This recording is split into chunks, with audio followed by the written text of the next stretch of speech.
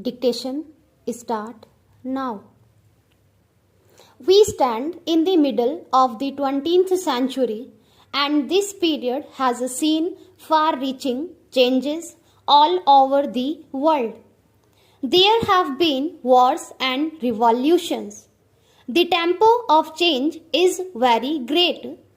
Any plan that we make, like this 5-year plan, is subject to the great political, economic, and technological changes that we are witnessing. All of us have some kind of ideology, some kind of philosophy of life.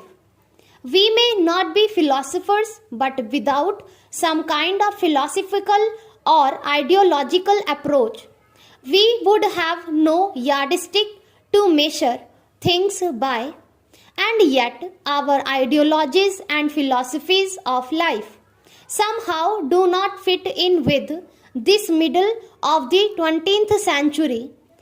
This may be due to the fact that though fact change and circumstances become different, we still hold on to old lines of thinking.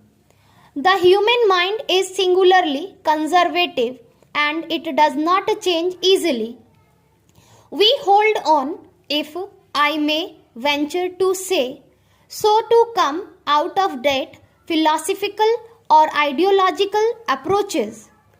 Take the question of war. Many people say that because of various developments in the world, war has become or ought to become out of the question. War was useful, whether good or bad, if it helped you to realize your objective. When it does not do that, when in fact it does the reverse, then no person should indulge in war. I should like to extend the parallel and little further. If a war, atomic or other, is now something that can only be considered excessively foolish, Cold War becomes more and more absurd. Cold War exists, it goes on, but really analyzes in the circumstances of today. It has a little meaning. Likewise, certain other approaches, some economic approaches which may have a great deal of truth, just do not fit in with the present circumstances. The measure of a fact today is the stupendous growth of technology, the tremendous growth of the productive apparatus of society, the tremendous power that human beings possess and are likely to possess in the form of atomic energy. These things are not quantitative changes but qualitative changes in society. Of course, in India, we have not been very powerfully affected by the technological process. We have read about it, but we have no real sensation of it. In planning, however, we have to think in technological terms for production of health on large scale. We are now going to have annual plans. Every year a report of the annual plan will be placed here, which will give a more precise indication of the targets for that year.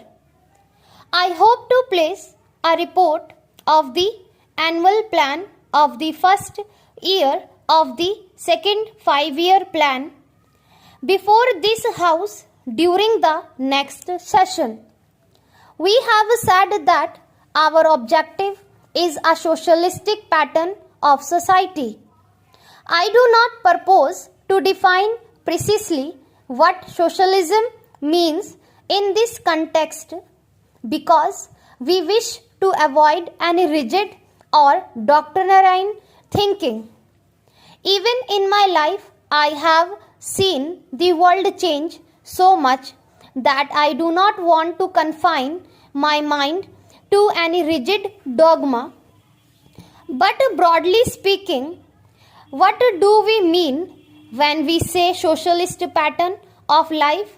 We mean a society in which there is equality of opportunity and the possibility for everyone to lead a good life.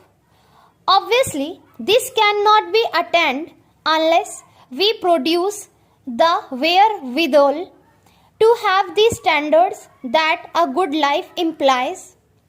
We have, therefore, to lay great stress on equality, on the removal of disparities, and it has to be remembered always that socialism is not the spreading out of poverty. The essential thing is that there must be wealth and production. There is a good deal of talk about ceilings, and one naturally trends to agree with it because one wants to remove disparities. But one has always to remember that the primary function of a growing society is to produce more wealth. Otherwise, it will not grow and one will have nothing to distribute. If in the process of fixation of ceiling or in any other method of producing some kind of equality, you stop this process of wealth accumulation, then you fail in your objective. Therefore, whether it is in industry or agriculture, the one and the primary test is whether you are adding to the wealth of the country by increasing the production of the country. If not, you become stagnant in that field. In order to reach equality, as I hope we shall sometime or other, we need not follow the road of some artificial fixation of ceilings, but 100 paths which gradually take us there. An artificial attempt may indeed prevent us from reaching it. Remember this, while we plan, while we work, our population also grows. I have the house just now, the estimated figure of our national income in the next 20 years. By the end of that period, the population of India will be round about 500 million. This rate of population growth is not that very great.